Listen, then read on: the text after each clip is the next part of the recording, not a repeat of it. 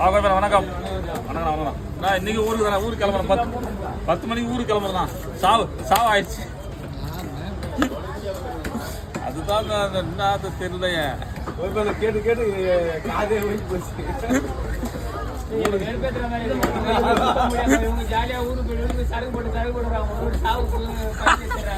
செலவு நிறைய.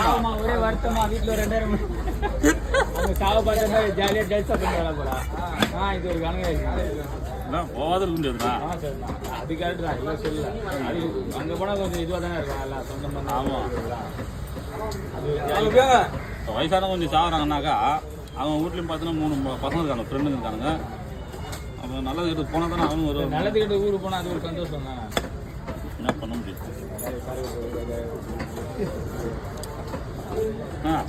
எல்லாத்துக்குமே அது மெயின். அது இருந்தால் தானே ஃபங்க்ஷனு.